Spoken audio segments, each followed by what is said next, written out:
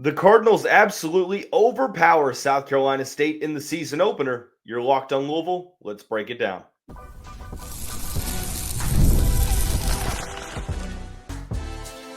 You are Locked On Louisville, your daily podcast on the Louisville Cardinals. Part of the Locked On Podcast Network, your team every day.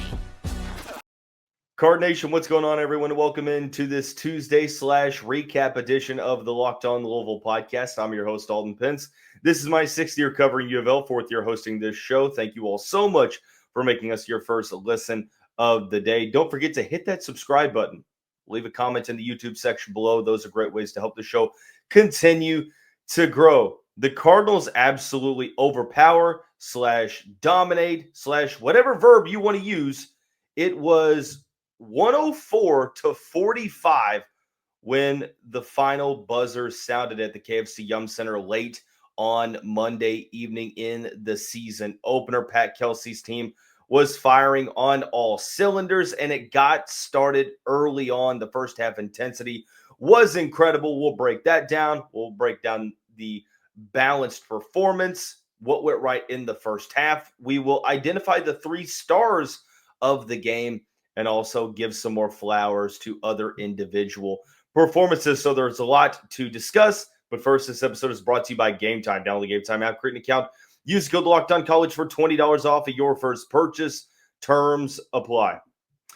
Okay, so before we get into the performance itself, look, I understand that the level of competition that you're playing against in this game, a matchup where you were favored to win by, I think I saw like 35 and a half, 36 and a half. It's like that for a reason. You're supposed to completely dominate a team. And if you don't, then something's wrong. That's what that type of a spread tells you. But coming into Monday night, I wasn't really so much worried about the margin of victory. I mean, of course, you don't want to only win by like 10 or something.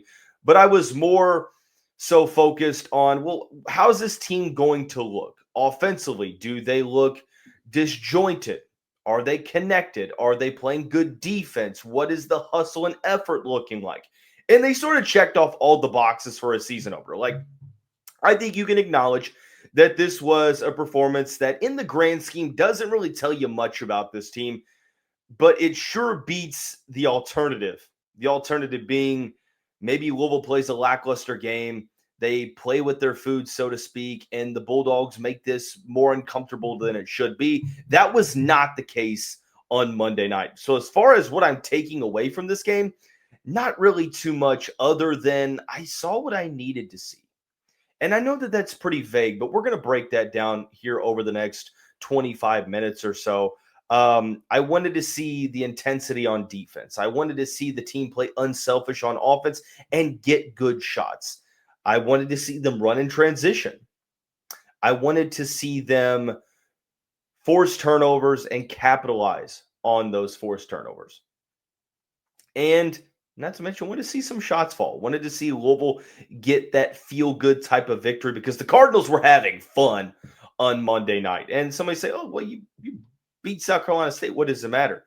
Hello, if you had to go through what Card Nation had to go through really over the past, almost full decade, definitely half decade, and the 2 years under Kenny Payne, of course I'm going to celebrate this type of a victory. We went a long time without having these types of victories, so you best believe I'm going to celebrate it. Enough about that. Let's talk about the game. The Cardinals started out with an incredible first half intensity. They were getting shots or getting good shots early on in the game, but it wasn't the offense that impressed me the most. It was the defense because they were diving after loose balls. They were communicating and playing incredible individual defense. And yes, of course, we're going to keep mentioning the level of play wasn't the greatest. South Carolina State is a team that probably will compete for the MEAC conference.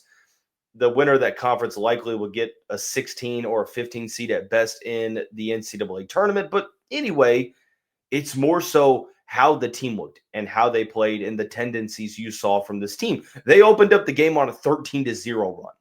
At one point in the first half, they were leading 24-2. And then when Isaac McNeely hit that almost buzzer beater at the end of the first half, right before intermission, They led 59-15.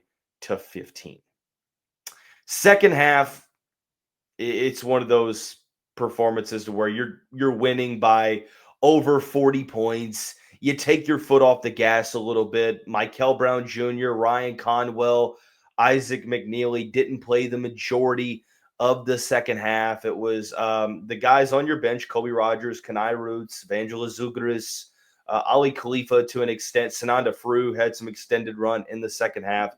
And they still outscored South Carolina State by 15. They outscored them 45-30. Defense let up a little bit. It got a little bit sloppy, but that's to be expected when the game is over. You're just playing the rest of the clock down until it hits 0 and you go 1-0 on the season. So the second half, I mean, I'm not really worried about that at all. You've kind of afforded yourself that luxury. And of course, you don't really want to willingly play without structure, but it's understandable. And something that I saw in this game that maybe I hadn't seen against Kansas and Bucknell, and perhaps that is because of the level of competition that is defending you, so to speak, but they were playing free and they were having fun. They were playing unselfishly. The ball was moving, and that's not that doesn't have anything to do with the defense you're playing. Like, the ball was moving. You weren't seeing as much ISO one-on-one basketball trying to take the ball to the rim.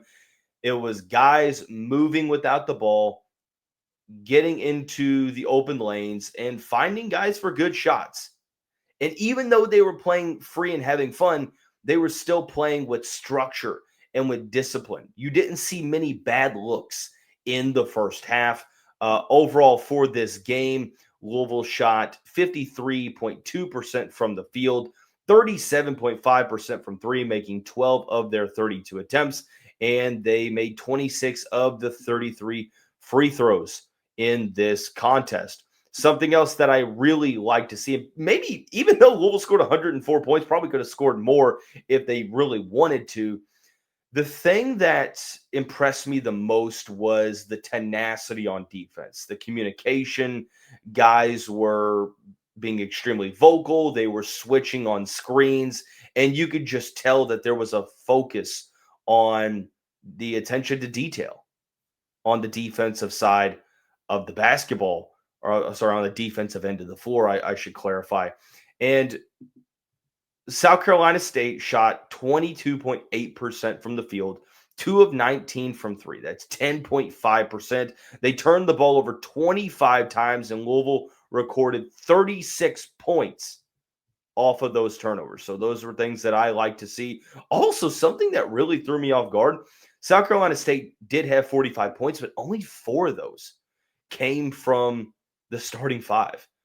Like, there was a graphic in the second half where they showed the points, and look, 45 isn't even a full representation of how this game actually went.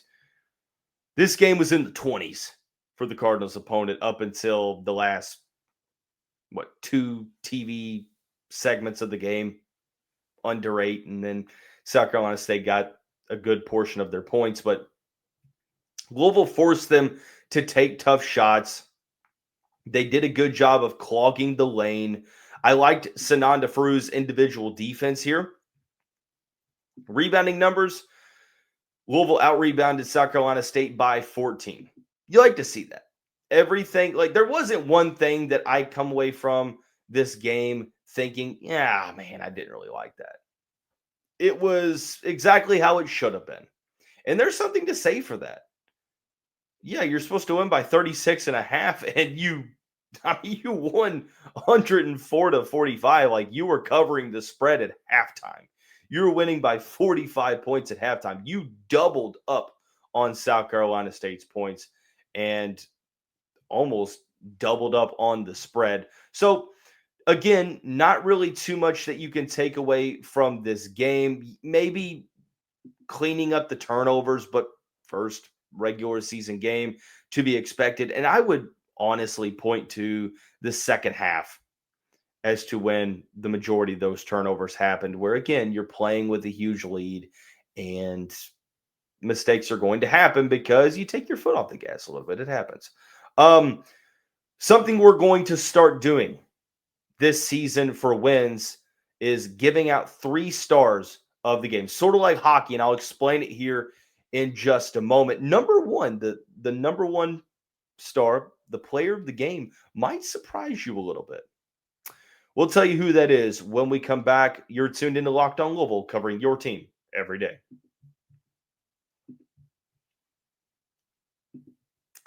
Like I mentioned, the Cardinals covered the spread in a huge way on Monday night, but college basketball is not the only thing that's back. The NBA is also back. There's no better place to get in on the action than FanDuel, the official sports betting partner of the NBA. Even if you missed the start of the game or want to ride the hot hand, FanDuel has live bets on everything from who will score next to fourth quarter comebacks. Plus, you can even combine live bets into a same-game parlay for a shot at a larger payout. It keeps every game exciting. Right now, FanDuel is giving new customers $300 in bonus bets. Win your first $5 bet wins. Head to FanDuel.com to sign up and play your game with FanDuel, the official sports betting partner of the NBA.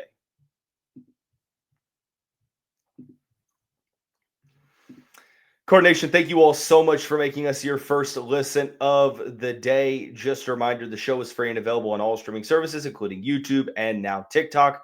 5 days a week, your team every day. Continuing to recap this season opening victory over South Carolina State, 104-45. We're going to give out 3 stars of the game. And if you follow hockey at all, this will make sense. But if you don't, that's okay. Not many do, I feel like, in the Kentucky-Anna area. But here's how it works. There are 3 stars of the game.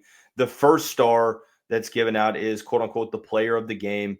The second star is, of course, the player right behind number 1. And then the third star, it's like you're ranking them, like 1, 2, 3, who had the best games. Make sense? So we're going to reverse the countdown.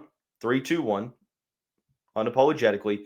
And this was a tough game to hand out stars because there are more than just 3 deserving candidates. And I went back and forth. There were 2 that I was comfortable with. This third one, I went back and forth because there were a lot of great individual performances. But number 3, I ended up going with Isaac McNeely.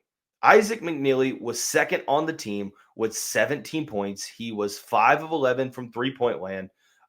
He had 4 rebounds in this game and a steal. Now, he played most of his minutes in the first half, didn't play a ton down the stretch in the second, mainly due to the fact that the Cardinals were winning by a very, very wide margin. But I thought that he had a third star worthy performance in this game. 17 points. I know that we talk a lot about Mikel Brown Jr., and for good reason, and we do the same with Ryan Conwell and Kason Pryor, but I feel like at times we sometimes forget that Isaac McNeely was a double-digit scorer, a very efficient scorer, one of the best shooters in the country for a team where he was the clear-cut number 1 option in the ACC. And he's going to be that high floor, high ceiling type guard. Rain Smith loved what he brought to the table. I think that the floor is higher with a guy like Isaac McNeely because you saw the ball handling upside. I thought he played pretty solid on-ball defense, the three-point shooting. He's such a crafty player and played extremely hard. And this was a South Carolina State team that loved to play physical on Monday night. There were times where I was like, man, I kind of wish they weren't playing as physical because I wanted to see Louisville get into more sets, run more plays. But, hey, I thought the Cardinals dealt with that in an appropriate manner. Isaac McNeely is my third star of the game. Second highest points total. Had 4 rebounds, which I think might have led all guards, if I'm not mistaken. True guards definitely led all guards. But overall, really like this performance from Isaac McNeely. Number 2, it's not really something where you look at the box score and you would determine this, but Mikel Brown Jr. is my second star of the game. 11 points on 4 of 6 shooting, 1 of 2 from three-point land. He had a game-high 6 assists. He recorded a steal and had 3 rebounds. So he affected the game in more ways than just scoring.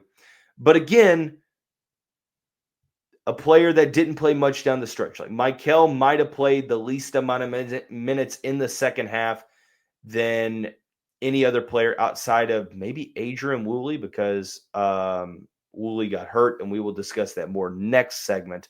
But Mikel was just so incredibly flashy. There was the dunk where he got the ball kind of weaved between 2 defenders and dunked off 2 feet. There was a couple plays where he kind of just fought through the ball screen and made a great read. The dump down on the pick and roll to Evangelos Zougaris in the first half, which was a nice read. And then there were a couple other flashy plays, but just goes to show you how special of a talent he is. He didn't try to do too much. There were like 2 plays. Maybe one of the shots wasn't the best selection. There was a bad decision on a pass, but with the ball in his hands, I felt like he did enough. He didn't do too much. And I like to see that, because I feel like with these top-ranked players, at times we see them try to do too much because that's what they're used to doing at their previous stops in high school ball, AAU ball, you name it. Mikel Brown was playing within the flow of this team, and this is going to be a great season for the Cardinals backcourt because you have such a talented floor general to lead the way. You also got to see that athleticism and speed on display, really challenging to stay in front of him. Of course, I understand, once again, the level of competition that you're going up against. But there are other players around the country that are going up against opponents of the same caliber. And if those guys can be hyped up, you best believe we're going to hype up Mikel as well. So Mikel gets the second star of the game for me. Number 1, the player of the game for the Cardinals, getting the number 1 star, just so ironically led the team in points. And full transparency, even if he didn't, which he didn't until the end, he still would have been my player of the game. That is sophomore forward Khani Roots. Roots looked comfortable on Monday night. He looked confident on Monday night. And maybe that, because he's always been talented. Khani Roots is an extremely talented player, a guy who's 6'9", maybe even 6'10", depending on who you ask. Not really many guys out there that move that well and have that amount of talent. And he's extremely athletic, agile. The only thing we saw last year was the confidence wasn't there yet. True freshman, it's going to take some time. The guy looks confident. He looked, and he has that sort of, that enforcer mentality that this team just gravitates around. It's a contagious energy that he plays with on both ends of the floor. Hustle guy, is not to be outworked, crashes the boards on both ends of the floor, and it shows. He led the team with 20 points per game, 8 of 12 from the field, 1 of 4 from three-point land. 7 rebounds in this game, third on the team behind Hadley and Frew. He had 1 steal, 1 block, and 3 assists. I will say that if the Cardinals can get this Khani Roots in 2025, 2026, I can't even begin to fathom the potential for this team, because we talk about the backcourt. Mikel Brown, Ryan Conwell, Isaac McNeely, and soon Adrian Woolley. Talk about Kason Pryor and Javon Hadley. But if Khani Roots truly makes that significant sophomore leap, which he very well could, I'm not ready to, full on claim that just yet, because it's game 1 against a team that you were supposed to beat by almost 40 points.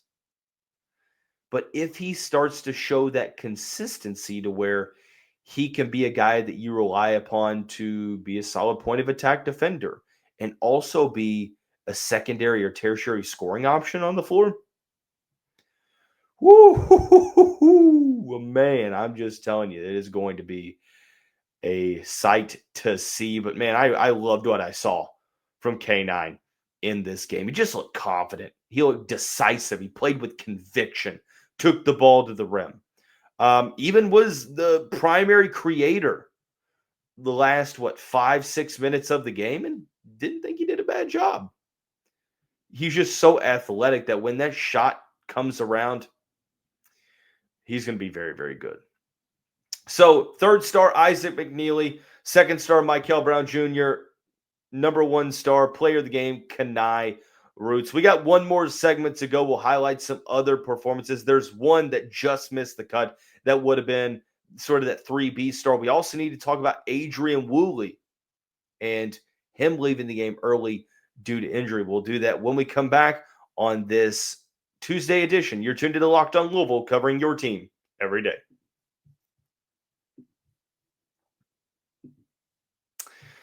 Card Nation, let me just tell you about our friends over at Game Time.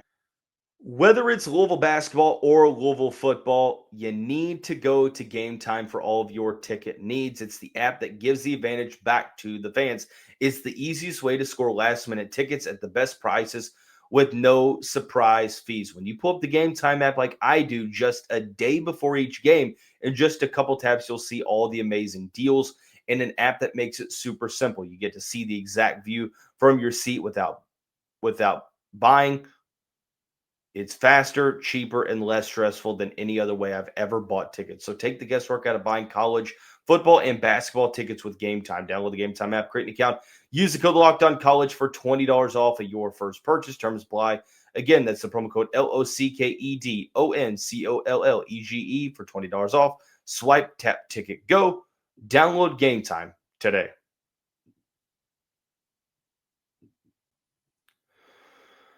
Of course, when we come back tomorrow, we're going to have some football talk. Isaac Brown is seemingly going to miss an extended amount of time. We will update you on his availability on Wednesday's show. We're also going to talk about the parity in the ACC and how it is wide open, even more so after this past weekend football action. But we're not done recapping this 104-45 season opening victory for the Louisville Cardinals against the South Carolina State Bulldogs. And by the way, if you didn't know, Kelly Dickey pointed this out. Since statistics started to get logged in 1975, this was the largest margin of a lead. This was the largest margin of scoring in the first half in program history for the Louisville Cardinals. Like, that is absolutely insane to even think about. Largest halftime lead since records are available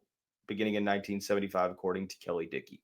59-15. That just goes to show you how dominant this performance was. And Adrian Woolley, I know that exhibition play wasn't the greatest for him. Just couldn't find his shot.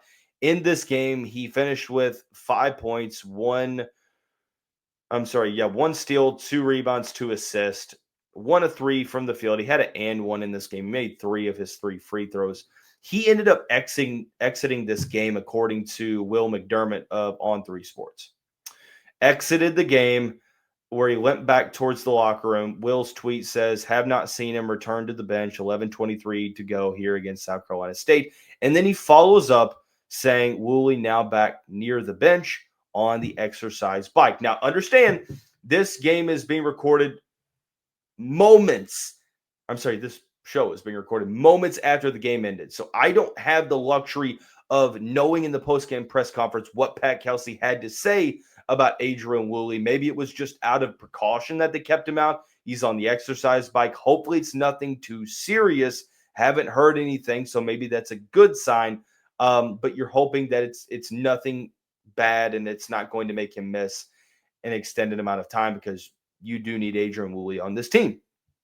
But outside of the end, of course, we'll just have to keep our eyes open when it comes to finding out what's going on with his situation. The fourth star, 3A, 3B, I would have given Sinan Defru the nod.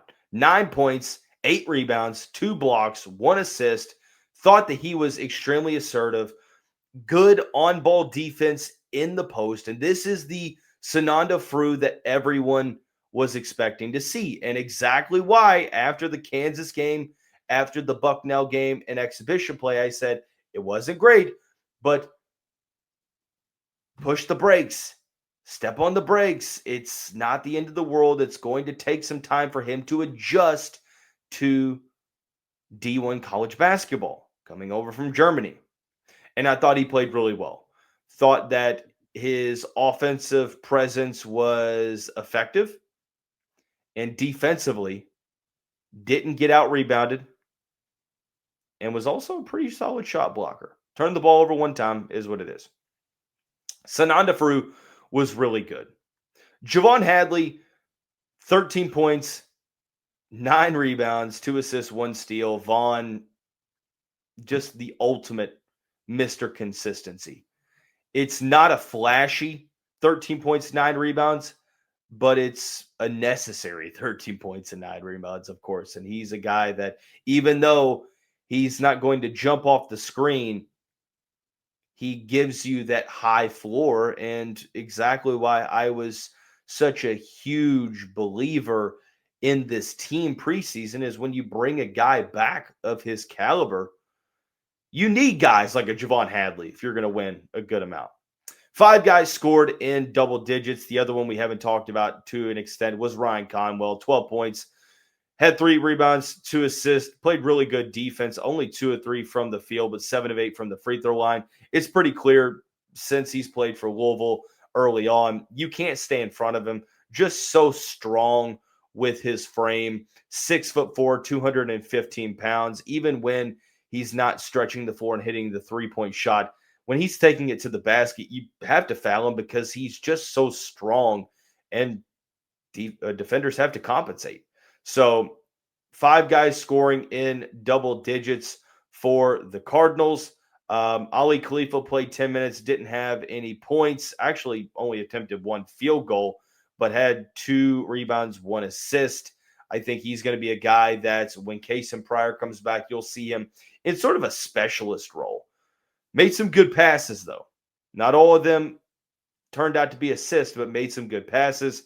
Kobe Rogers played 26 minutes last night, 9 points. Most of his points coming in the second half. Liked what I saw from him. And then Vangelis Zougaras, 16 minutes, most in the second half, 5 points, 3 steals, 2 rebounds. I think the offensive game is slowing down for him more and more. He just has to, he goes so fast and 110% all the time to where it's almost like he plays too fast and he gets a little bit out of control. There were a couple of good plays where he was on that pick and roll with Mikel in the first half, that play we mentioned, and he got the bucket. Had an AM1 in the second half, and just overall high effort, extreme hustle guy, like the ultimate hustle guy, and it shows. So overall, great game, balanced effort, balanced performance. You handle business. You beat a team 104-45. There's nothing that I came away from this game saying that, man, I was worried about or I was discouraged. This should have been better. You did what you needed to do. You did what you needed to do against a team that you were projected to beat by almost 40 points. That's the main takeaway. Louisville back in action on Thursday night against Jackson State. Of course, we'll have you covered right here at Locked On Louisville. Thanks for tuning into this recap edition and making us your first listen of the day. Go Cards.